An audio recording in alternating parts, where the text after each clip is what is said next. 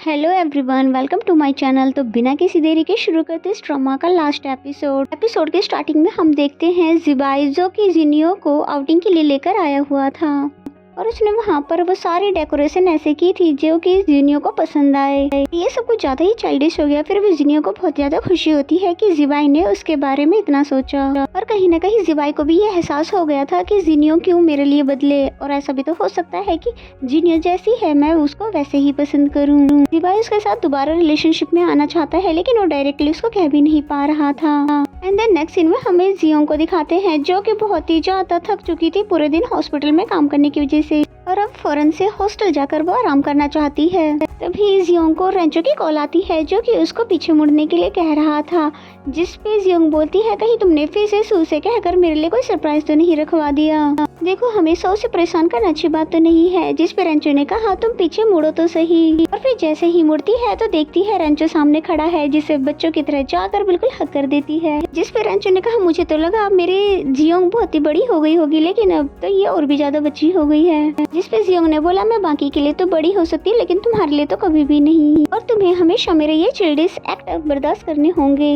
और वैसे भी रेंचो को जियोंग पसंद ही चिल्डिश एक्ट की वजह से आई थी तो उसे क्या प्रॉब्लम होने लगी, लेकिन वो उसके लिए एक पनिशमेंट रख देता है और फिर तुरंत ही उसे किस कर देता है। जब जियोंग उसके साथ बच्चों जैसा बिहेव कर सकती है तो रेंचो किस क्यों नहीं कर सकता। एंड देन नेक्स्ट सीन में हमें रेंचो को दिखाते हैं जो कि जिबाई के साथ मिलकर एक ट्रिप पे जाने का डिसाइड करता है, क्योंकि वो बहुत ही ज्यादा टाइम से जियोंग से दूर रहा था इसलिए वो ज्यादा से ज्यादा टाइम वो जियोंग के साथ स्पेंड करना चाहता है। जिनियो ने जब तक उसके साथ जाने के लिए हाँ नहीं कही जब तक जिबाई ने उसको अपने साथ जाने के लिए नहीं कहा। फिर जिबाई ने जब उसको अपने साथ जाने के लिए कहा और कहा कि आई प्रॉमिस मैं तुम्हारा ख्याल रखूंगा, तब जाके जिनियो भी उसके साथ जाने के लिए राजी हो गई। एक्चुअली में जिनियो और जिबाई जो कि बाय रोड जाने वाले थे और जियोंग और रेंचो प्लेन से जाने वाले थे। जिनियो सोच रही थी कि बाय रोड जाना तो बहुत ही ज्यादा रोमांटिक होगा, और जैसे जैसे वो सोच रही थी वैसा तो कुछ भी नहीं हुआ, यानी उसे बिल्कुल भी मजा नहीं आया। और वहीं ये दोनों एयरपोर्ट पहुंच आए थे जहां पर रेंचो की मॉम डैड से मुलाकात होने वाली थी। रेंचो को तो ये बात पता था लेकिन जियोंग को इसके बारे में कुछ भी नहीं पता था। और फिर रेंचो ने जैसे ही इंट्रोड्यूस करवाया कि ये मेरी गर्लफ्रेंड है तो वो बहुत ही ज्यादा नर्वस हो जाती है और उससे कुछ भी नहीं हो पाता। पर रेंचो की मॉम को तो जियोंग बहुत ही ज्यादा पसंद आती है और कहती है कि जिस तरह तुम्हारी आंटी ने बताया था ये तो उससे भी ज्यादा क्यूट है। एंड देन ये सभी मिलकर बातें कर रहे थे जहाँ पर जियोंग तो बहुत ही ज्यादा घबरा रही थी, लेकिन रेंचो ने उसका हाथ पकड़ लिया उसको रिलैक्स करने के लिए। जबकि रेंचो के पेरेंट्स तो बहुत ही ज्यादा अच्छे थे, वो जियोंग को रिलैक्स कर देते ये बोलकर कि तुम बहुत ही अच्छी लड़की हो। और डैड को रेंचो बहुत ही ज्यादा बदला बदला लगता है क्योंकि इससे पहले वो कभी किसी से बात नहीं करता था और स्माइल करना तो उसे बिल्कुल ही नहीं आता था। इसलिए वो दोनों भी समझ गए थे कि जियोंग हमारे बेटे के लिए कितनी ज्यादा लकी है। कि तभी इन दोनों का फ्लाइट का टाइम हो जाता है और इससे पहले कि वो दोनों यहाँ से जाए तुरंत ही जाकर रेंचो अपने डैड से कुछ सीक्रेट बातें करता है, और वो बातें क्या थी वो तो हमें फिलहाल दिखाया नहीं जाता।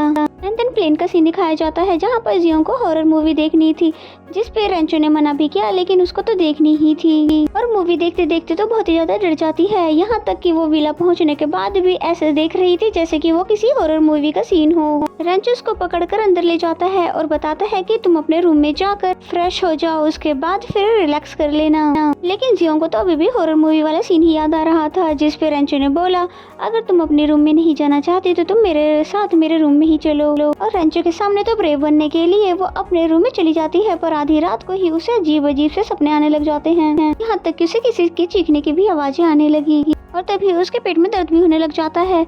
जिस पे वो रेंचो के पास चली जाती है, वो चाहती तो नहीं थी फिर भी उसको कहना पड़ जाता है कि क्या मैं आज की रात तुम्हारे पास सो सकती हूँ। आई प्रॉमिस कि मैं कुछ भी नहीं करूंगी और तुम कहोगे तो मैं फर्श पे ही सो जाऊंगी। इस पे रेंचो ने बोला कि मुझे अच्छे से पता है कि अपनी गर्लफ्रेंड को कैसे ट्रीट करना चाहिए, जिसके बाद उन दोनों को एक ही बेड पर सोना पड़ा और रेंचो उसको बेड टाइम की स्टोरी भी सुनाता है क्योंकि वो जानता है जियोंग को डर लग रहा है और इसी तरह उसका अपेंडिसाइट पेन भी खत्म हो गया।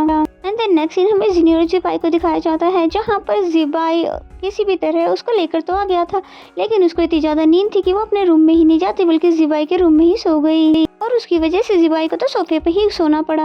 एंड देन हमें मॉर्निंग का सीन दिखाया जाता है जहाँ पर सभी बैठकर एक साथ ब्रेकफास्ट करते हैं और रेंचो को देखकर तो ऐसा लग रहा था कि जैसे सारी रात वो सोया ही ना हो। जिसपे जिनियो तो फौरन से जियोंग से पूछने लग जाती है कि सच सच बताओ कल रात को तुम्हारे बीच क्या हुआ था। जिसपे उसने बोला मुझे कैसे पता होगा, मैं तो बेड पे जाते के साथ ही सो गई। और फिर हमें फ्लैशबैक का सीन दिखाया जाता है जहाँ पर रात में बार बार जियोंग बार ब्लैंकेट से बाहर आ जाती है और रेंचो बेचारा उठ कर उसको ढकने में लगा रहा और रेंचो तो बेचारा सो ही नहीं पाया जबकि जियोंग बड़े मजे से सोती रही। और इसके बाद ये चारों हाइकिंग पे जाने का डिसाइड करते हैं और जिनियो तो बहुत ही ज्यादा एक्साइटेड थी जो कि सबसे आगे आगे भागने लग जाती है। रेंचो भी उसके पीछे चला गया उसका ख्याल रखने के लिए और यहाँ जियोंग जिबाई को समझाने लगी कि आपको दोबारा जिनियो के साथ रिलेशनशिप में आ जाना चाहिए। जिसपे जिबाई ने बोला कि मैं भी यही चाहता हूँ पर मुझे बिल्कुल समझ ही नहीं आ रहा था कि उसको कैसे बोलूँ क्योंकि ब्रेकअप करने का आइडिया भी तो मेरा ही था। खैर तुम मुझे बताओ कि तुम दोनों का लॉन्ग डिस्टेंस रिलेशनशिप कैसा रहा। जियोंग ने बताया कि हम दोनों लॉन्ग डिस्टेंस पे तो जरूर थे लेकिन मुझे एक दिन भी ऐसा नहीं लगा कि हम दोनों एक दूसरे से दूर हो। जिसपे जिबाई ने बोला इसका तो ये मतलब हुआ कि तुम दोनों का लॉन्ग डिस्टेंस रिलेशनशिप बहुत ही अच्छा रहा, इसलिए तो रेंचो ने दूसरी यूनिवर्सिटी में एक्सचेंज प्रोग्राम करने का डिसाइड भी कर लिया। और इस 1 ईयर एक्सचेंज प्रोग्राम के बारे में जिनियोंग तो नहीं जानती थी इसलिए उसे काफी बुरा लगा। तभी जिबाई को रेंचो की कॉल आती है तो दोनों ही तुरंत वहाँ पर पहुँच जाते हैं जहाँ पर जिनियो के पैर में मोच आई थी। रेंचो से डांटने भी लगा कि मैंने तुम्हें मना भी किया था भागने से लेकिन तुम तो किसी की सुनती ही नहीं। लेकिन जिबाई उससे काफी नाइसली डील करने लगा। जियोंग भी रेंचो का हाथ पकड़कर उसको अपने साथ ले जाने लगी ताकि ये दोनों यहाँ पर अकेले टाइम स्पेंड कर सके। और जियोंग जाते जाते भी ये मन में सोच रही थी कि रेंचो ने उसे एक्सचेंज प्रोग्राम के बारे में क्यों नहीं बताया, क्या उसे ऐसा लगता है कि मैं उसके बगैर भी रह सकती हूँ। दूसरी तरफ जिबाई जिनियो को कार तक ले आया था और उसे प्रपोज भी कर देता है और बताता है कि मैं पूरी जिंदगी तुम्हारे साथ ही बिताना चाहता हूँ और मैं प्रॉमिस करता हूँ कि आगे से मैं कोई भी ऐसा डिसीजन नहीं लूंगा जिससे तुम्हें हर्ट हो। जिनियो तो कब से रेडी बैठी थी जिबाई के मुँह से ये सब सुनने के लिए। वो तुरंत से खुश होकर उसका हक कर देती है और एंड टाइम पर यहाँ पर जियोंग और रेंचो भी आ जाते हैं। और फिर जिनियो इन दोनों को देखकर बोलती है अब मैं तुम्हारी सीनियर की गर्लफ्रेंड बन चुकी हूँ इसलिए तुम दोनों मेरा रिस्पेक्ट करना।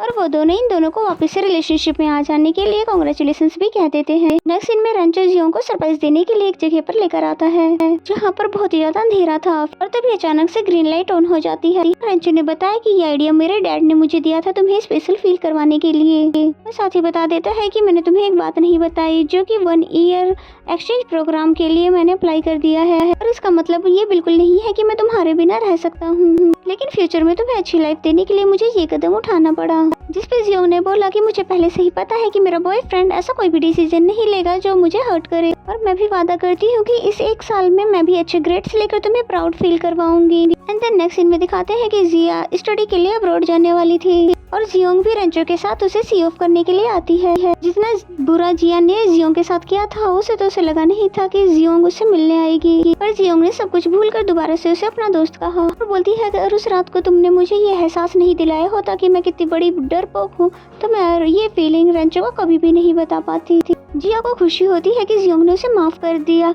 तभी जियान भी आ जाता है जिया के लिए गिफ्ट लेकर और फिर रेंचो ने जैसे ही देखा कि जियान जियोंग के साथ जाके खड़ा हो गया है तो रेंचो जेलेसी के कारण उनके बीच में जाके खड़ा हो जाता है और फिर बोलता है कि जिया अगर तुम्हारी दोस्त है तो मेरी भी दोस्त हुई इसलिए मैं भी उसे गुड बाय कहना चाहता हूँ। जियोंग भी समझ गई थी कि रेंचो जेलस हो रहा है इसलिए इन दोनों को अकेला छोड़कर उसे अपने साथ लेकर चली गई। जिया उन दोनों को एक साथ देखकर दिल ही दिल में उनके हैप्पीनेस के लिए दुआएं करती है क्योंकि उसके साथ इतना बुरा करने के बाद भी जियोंग ने उसे माफ कर दिया। एंड देन नेक्स्ट सीन में हमें दिखाते हैं कि रेंचो जियोंग को बर्थडे सरप्राइज देने के लिए उसे एक गेम खिलाने के लिए लाया था जहाँ पर उन्हें डिफरेंट तरीके के मिशंस को कंप्लीट करने थे और जियोंग ने पानी समझकर वाइन को पी लिया और यहाँ पर वो ड्रंक हो जाती है और उसका ड्रंक होना तो कितना ज्यादा डेंजरस होता है क्योंकि वो कुछ न कुछ ऐसी हरकतें तो जरूर कर देती है और इस बात नशे की हालत में रेंचो को किस करने लग जाती है पर रेंचो उसको खुद से दूर रखता है क्योंकि नशे की हालत में वो उसका कोई भी फायदा नहीं उठाना चाहता था।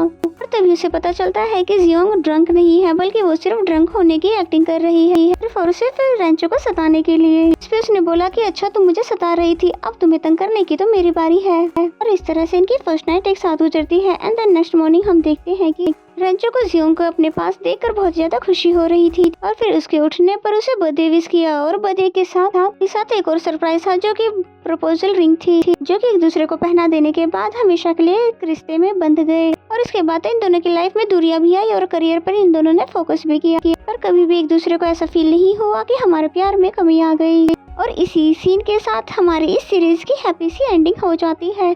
तो मेरा एक्सप्लेनेशन अगर आपको अच्छा लगता है तो वीडियो को लाइक करें और चैनल को अभी तक सब्सक्राइब नहीं किया तो सब्सक्राइब कर ले। तो मिलते हैं किसी और एक्सप्लेनेशन के साथ।